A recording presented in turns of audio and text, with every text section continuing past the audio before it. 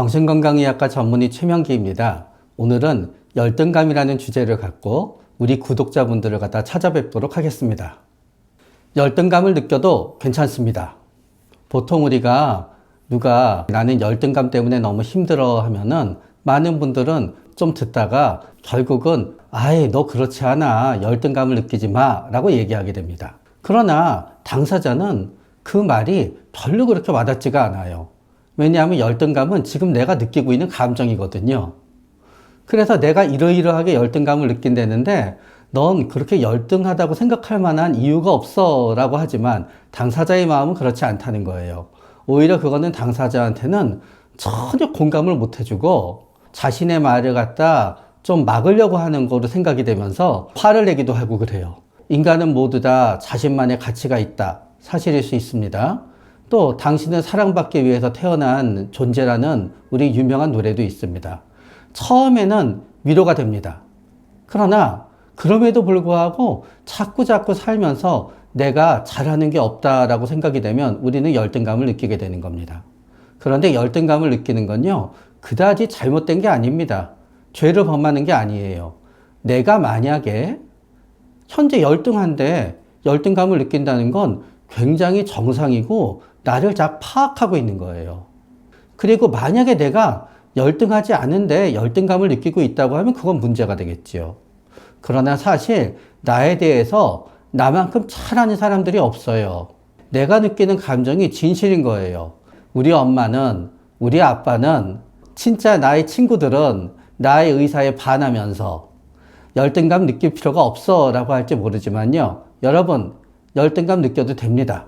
열등감 느낄 권리가 있는 거고요. 그 열등감을 느끼면서 우리는 나도 모르게 내 안에서 어떻게 열등감을 갖다 대처해야 될지 생각하고 또 고민하고 행동하게 되는 것입니다. 나의 존재 자체가 열등하다고 느끼는 분도 계십니다. 처음에 열등감은 비교에서 생깁니다. 인생의 처음에는 아주 단순한 비교에서 생겨요. 쟤는 그게 갖고 있는데 난 없어요. 그러면 난 그만큼 부족한 존재이지요. 모서리가 빠져 있는 거거든요. 그러니까 그거를 가져서 나는 채우고 싶어요. 우리의 처음의 열등감은 그런 데서 생기게 돼요. 그런 다음에 나이가 크게 되면서 이제 알게 돼요. 우리의 열등감은 대체적으로 그 다음에는 애들의 놀림을 받으면서 생기게 돼요. 넌 너무 체형이 어때? 행동이 어때? 그거를 듣다가 보면은 아, 다른 애들은 안 이런데 나는 이렇구나. 어떻게 돼야지 다른 애들이랑 이 측면이 비슷해지지? 하면서 우리는 열등감을 느끼게 되는 거예요. 차이를 느끼게 될 때마다 그 차이를 느끼는 게 엄청 내가 잘생겨지건, 엄청 내가 공부를 잘하건, 엄청 나의 바디가 훌륭하거나 아니면요. 우리는 차이가 나면은 비교를 하게 되고, 비교를 하게 되면서 그냥 비교해서 멈추지 않고 그게 나의 불행감과 연결이 되게 되면은 그게 열등감이 되는 거예요. 처음에는 한 가지에서 시작해요. 그런데 이게 너무 내가 절망스럽거나 주위에서 계속 야단을 맞거나 그러다 보면은 나중엔 어떤 생각이 드냐 하면은요. 난 잘하는 게 하나도 없어. 난 진짜 못난 것 같아. 나는 존재 자체가 열등해. 이러저러한 거를 남들처럼 못해서가 아니고 이러저러한 거를 갖지 못해서가 아니라 애초에 나는 열등한 존재다가 보니까 남들처럼 가질 수 없고 남들처럼 할 수가 없는 거야 라고 생각하게 되는 거예요. 저는 그거를 이제 존재적 열등감이라는 말로 저는 표현하게 됩니다. 존재적 열등감이 댐이라면 비교에 의한 열등감은 물줄기와 같습니다. 저는 존재적 열등감의 반대를 자존감이라고 생각합니다. 내 자신의 존재에 대해서 스스로 높게 생각하면 자존감이 되겠지요? 내 자신의 존재에 대해서 스스로 낮게 생각하고 열등하다고 생각하게 되면은 그게 존재적 열등감이 되는 겁니다. 다른 사람들의 자존감이 댐의 물이라고 가정했을 때 이만큼 차 있다고 생각하잖아요. 존재적 열등감이 사로잡힌 사람은 바닥이 날까 말까 차 있게 됩니다. 우리가 뭔가를 갖다 누구랑 비교할 때마다 나는 이게 없어, 나는 저게 없어 생각하게 되잖아요. 그때 나를 갖다 유지시켜주는 거는 댐에서 물줄기가 나가서 그거를 채워줘야 돼요. 근데 댐의 물줄기가 바닥이 나면 어떻게 될까요? 채울 수가 없는 거예요. 그래서 존재적 열등감에 사로잡히게 되잖아요. 일단 비교할 때마다 너무너무 마음 아픈 것들이 너무 많아져요.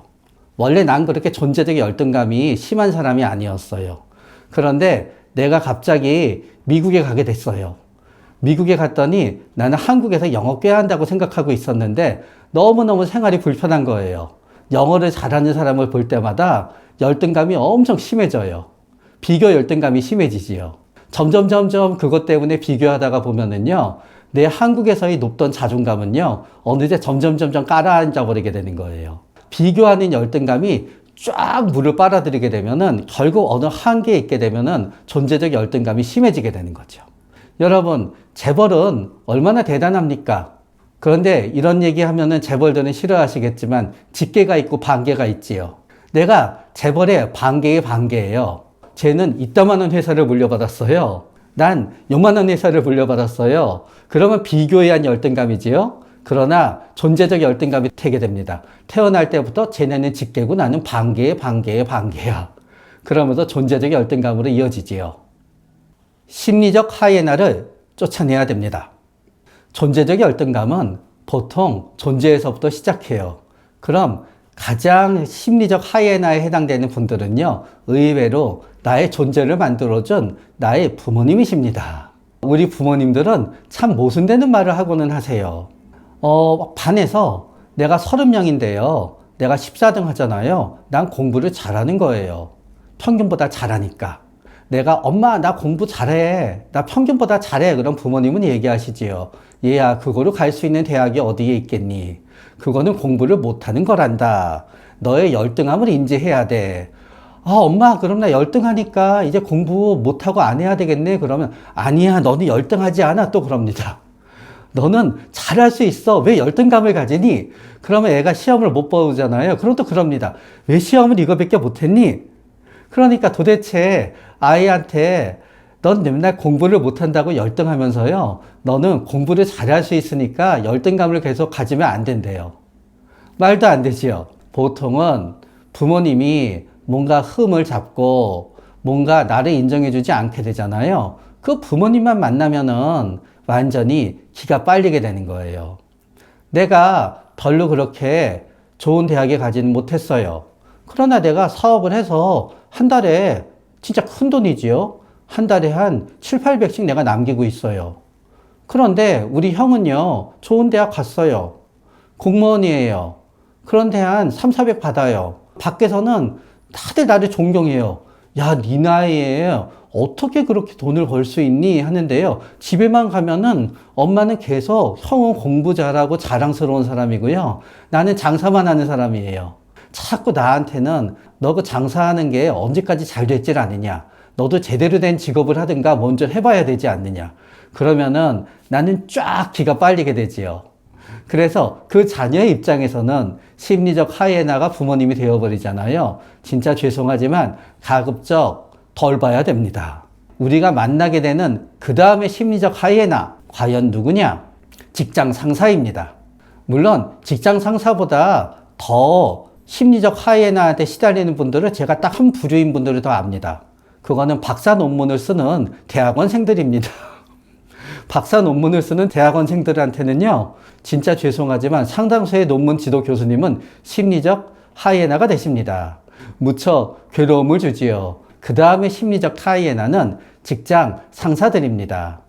직장 상사들은 참 교묘하게 우리를 힘들게 하지요. 막 괴롭혀 놓고 나서 마지막에 한단 말이 다 너한테 관심이 있으니까 하는 말이야. 다 너 잘 되라고 하는 말이야. 그런 다음에 제가 표정이 안 좋으면 야, 상사가 얘기하는데 말을 해 그렇게 들으니. 내가 내 방식대로 일을 하다 조금이라도 잘못되면 내 그럴 줄 알았다. 그러나 내가 한번 봐준 거다. 하게 되지요. 그런 상사 밑에 있게 되잖아요. 나는 사실 그렇게 일을 못하는 사람이 아닌데도요. 점점 듣다가 보면은 나는 일을 갖다 굉장히 못하는 사람처럼 스스로 인지하게 됩니다. 그러면서 일종의 존재적 열등감에 시달리게 되지요. 스스로 자기 최면이 걸립니다. 아무데도 난 갈 곳이 없을 거야. 그래서 그만둬야 되는데 그만두지 못하게 되는 경우가 생깁니다.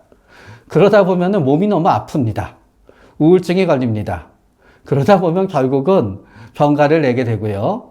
병가를 내다가 보면 휴직을 하게 되고요. 회사를 그만두고 그 다음에 다른 직장에 가서 깨닫게 됩니다. 아, 난 그렇게 못난 사람이 아니었어. 그런 다음에 세상에서 나를 가장 아껴줘야 되지만 서로서로의 심리적 하이에나가 되는 존재가 있습니다. 그거는 누구냐? 사랑하는 사람입니다. 사실은 사랑한다는 거는 그 자체로 존재적 열등감을 없애줍니다. 내가 남자인데 같이 함께 사랑하는 여성이 생기거나 내가 여성인데 나도 사랑하고 상대방도 나를 사랑하는 남성이 생기잖아요. 그러면은 도대체 바뀐 게 아무것도 없거든요. 내 스펙도 하나도 안 바뀌었어요. 내 집도 안 바뀌었어요. 내 차도 안 바뀌었어요. 그런데 내가 뭐 할 것 같아요, 굉장히. 사랑은 존재적 열등감에서 벗어나는 아주 좋은 방법입니다. 그런데 가끔은 잘못된 사랑을 하는 경우가 있지요. 만나게 되면은 넌 왜 그렇게 살이 쪘냐? 넌 옷 입는 게 그게 뭐냐? 언제 이렇게 해서 돈을 모을 것이냐? 만약에 내가 사랑하는 사람이 아닌 다른 사람하고 비교하고 듣게 되잖아요. 그때는 비교에 의한 열등감 정도로 멈춥니다. 그러나 사랑하는 사이에서는 그 사람이 나에 대해서 비난하고 헐뜯고 평가하잖아요. 그 작은 비난이 우리에게는 존재적 열등감을 일으키게 됩니다. 아무리 오랜 시간 깊은 사랑과 추억이 있든지 간에요. 내가 사랑하는 사람이 심리적 하이에나가 되었을 땐요. 우리는 그 만남에 대해서 심각하게 생각해 봐야 됩니다. 열등감을 해결하지 못하면 잠시라도 열등감을 잊어봅시다. 열등감 자체를 갖다 해결하는 다양한 방법들을 갖다 많은 분들이 얘기해 주십니다. 그러나 솔직히 말씀드릴까요? 열등감을 해결할 수 있는 방법은 열등감의 원인이 되는 것을 갖다 직접적으로 해결해내는 것밖에 대부분은 없습니다. 저는 나이 들어서 공부하시는 할머니, 할아버지들을 진짜 존경합니다. 글을 읽고 쓰지 못한다는 열등감을 해결할 수 있는 방법은요. 글을 읽고 쓰게 되는 것밖에 없는 거예요. 내가 배우지 못했다는 열등감은요. 내가 대학에 들어가면 해결이 되는 거예요. 그래서 그분들은 지금 그 나이에도 정면 돌파를 해서 글을 배우고 공부하시고 대학에 들어가셔서 본인의 열등감을 생이 마감하기 전에 깔끔히 끝내버리시는 거예요. 그러나 여러분, 직장이 되었건 혹은 나의 외모가 되었건 뭐가 되었든지 간에요. 이 세상에는 노력해도 잘 안 되는 일들이 있습니다. 그리고 우리는 노력해서 안 되잖아요. 열등감을 느낄 수밖에 없습니다. 그러나 계속 당하면 괴롭지요. 그래서 현실적인 전략은요. 중간중간 잊어먹는 거예요. 많은 사람들은 게임을 해요. 게임은 정직하거든요. 게임을 하면 노력하는 만치 점수가 오르거든요. 자존감이 올라가요. 게임하는 동안에는 열등감에서 벗어나요. 열등감을 잊는데 제일 좋은 건요. 좀 깔깔깔깔 대면서 좀 웃는 거예요. 그래서 뭐 할까요? 다들 유튜브 봐요. 그래서 유튜브 보면서 우리 열등감 잊어먹는 거예요. 여러분, 엄청나게 많이 마셔서 나의 기능을 훼손하지만 않잖아요. 가끔씩 술 먹어도 돼요. 친구들 만나서 히히덕거려도 돼요. 사람들이 쓸데없는 짓이라고 하는 것들 있잖아요. 그 쓸데없는 짓이 잠깐씩 열등감 잊어먹기 위해서 하는 게 다 그 쓸데없는 짓이에요. 쓸데없는 짓이 없잖아요. 나는 잠자는 시간 제외하고 열등감에 시달리거든요. 그래서 여러분, 열등감 느끼면서 해도 돼요. 그러나 가끔씩 지칠 때는요, 좀 딴짓하는 거예요. 우리는 열등감에 사로잡혀 있을 때 때때로 스트레스를 풀기 위해서 쇼핑을 좀 해요. 물건을 사기 위해서 여기도 뒤지고 저기도 뒤지고 저기도 뒤지는 동안요. 우리는 도파민이 제대로 작동해요. 도파민이라고 하는 거는 원래 기쁨을 느끼게만 작용하는 게 아니에요. 기쁨을 느끼기 위해서 탐색하고 작전을 세우는데도 도파민이 작동하는 거예요. 그럼 우리가 원기를 회복하는 거예요. 카드로 딱 지름칠할 때 자동 결제 비밀번호를 누를 때의 기쁨은요. 우리가 마치 목표를 이루었다는 데 기쁨과 똑같은 거예요. 그렇기 때문에요, 여러분. 쇼핑 좀 해도 큰일이 나지 않아요. 내가 쇼핑 좀 한다 그래서 그게 많은 사람들이 얘기하듯이 어렸을 때부터 있었던 나의 심리적 공허함 때문에 그거를 물질로 채우고자 하는 미숙한 행위가 아니라고 저는 생각해요. 그냥 버는 거의 일부는, 내 용돈의 일부는 쇼핑으로 쓰셔도 됩니다. 다만 그거로 인해서 큰 빚은 지지 마시고요. 산 다음에 마음에 안 들면 반품하면 됩니다. 살리에리는 모차르트를 신경도 쓰지 않았습니다. 살리에리 증후군은 뭐냐? 넘사벽인 누군가에 대해서 느끼는 질투예요. 영화 아마데우스에서 살리에리가 모차르트한테 느끼게 되는 질투이지요. 여기에서 모차르트는 사람마다 달라요. 어떤 사람은 내 친구 중에 내가 꽤 잘 사는데 강남에 80평에 사는 넘사벽이 내만 보면은 언제 나는 저거를 넘어보지? 하면은 걔는 나의 모차르트예요. 나는 살리에리가 되고요. 같이 해외여행 갔는데 나도 영어 꽤 한다고 생각했는데 내가 하면은 한참에 알아듣는데 내 옆에 같이 간 친구는 너무 영어를 잘하는 거예요. 외국에서 어릴 때 살다 와서. 여행 기간 동안에 걔는 나의 모차르트예요. 직장에서 일을 하는데 척척척척 일을 하면서 윗사람한테도 너무너무 귀여움과 이쁨을 받는 사람이 있는 거예요. 걔는 나의 모차르트이지요. 그렇기 때문에 우리는 각자의 모차르트가 존재해요. 그래서 쟤만 아니면은 이 바닥에서 요 영역에서는 내가 최고인데 쟤 때문에 최고가 못 돼. 라고 우리는 마치 살리에리의 마음이 될 때가 있지요. 아마데우스라는 영화의 기본이 된 거는 아마데우스라는 희극인데요. 그분은 인간 심리를 갖다 다루는데 훌륭한 작가였어요. 그 너무너무 잘 쓴 걸 보다가 보니까 우린 착각해요. 진짜 살리에리가 모차르트를 부러워했는지. 그러나 진실은 그렇지 않아요. 살리에리는 모차르트에 대해서 거의 신경 쓰지 않았어요. 살리에리는 궁정 음악가로서 안정된 수입이 있었어요. 지위도 되게 높았어요. 살리에리한테 음악을 배우러 오는 사람도 너무 많았어요. 당시에는 살리에리가 더 훌륭하고 완벽한 삶을 살았어요. 모차르트는 안정된 궁정 음악가 같은 거를 참아내지를 못했어요. 지겨워서. 그래서 그 당시로서는 진짜 드물게 내가 내 작품을 팔아서 먹고 사는 프리랜서가 된 거예요. 그러다 보니까 너무너무 힘들었지요. 그래서 오히려 실제로 그 당시엔요, 살리에리가 모차르트를 부러워한 게 아니라요, 모차르트가 때때로 나도 살리에리처럼 살았더라면 하고 아마 살리에리를 부러워했을 거예요. 그래서 삶은 이런 거예요. 세월이 수백 년이 지나다가 보니까 살리에리랑 모차르트에 대한 우리의 시각이 바뀌었지요. 누가 지금 나한테 넘사벽으로 있잖아요. 나는 그냥 내 자리 2등만 유지하면 돼요. 언젠가 세상이 1등을 무너뜨려줘요. 스포츠 선수만 나이 들면은 점점 성적이 떨어지는 게 아니에요. 공부가 됐건, 취직이 됐건, 업무 성과가 됐건, 우리 아이가 얼마나 좋은 대학에 가느냐가 되었건, 얼마나 좋은 남편이나 아내와 사는지, 이 모든 게 기복이 있게 돼요. 내가 내 자리를 지키다가 보면은요, 모든 게 바뀌어요. 대신 나는 이제부터 저 사람이 넘사벽이란 걸 인정한 순간부터 그거를 따라가기 위해서 기를 쓰는 게 아니라요, 그냥 내가 좋아하는 거, 내가 더 잘하는 거를 잘하기 위해서 노력하면 돼요. 우리가 인생에서 나의 삶에 대한 열등감을 없애기 위해서는요, 엄청나게 잘하는 게 필요하지 않아요. 10명 중에서 내가 제일 잘하는 거 한두 가지만 있으면 돼요. 내가 우리 동네에서 제일 노래를 잘 부르잖아요. 노래방만 갔다 오면은요, 나는 열등감에서 벗어나서 살아요. 내가 우리 동네에서 제일 옷을 잘 입는다고 소문이 나잖아요. 그거면 되는 거예요, 이제. 그래서 10명 중에서 내가 제일 잘하는 거 하나면 되는 거고요. 10명 중에서 내가 제일 좋은 거를 갖고 있으면요, 그냥 그거 바라보면서 살다가 보면은요, 언젠가 모차르트는 무너지게 되는 거지요. 내가 부러워하는 사람이 나를 부러워합니다. 여러분, 우리 축구 예선전을 생각해 보면 돼요. 월드컵 축구 예선전. A는 B한테 졌어요. B는 C한테 졌어요. C가 A한테 졌어요. 이 중에 제일 잘하는 팀은 누구죠?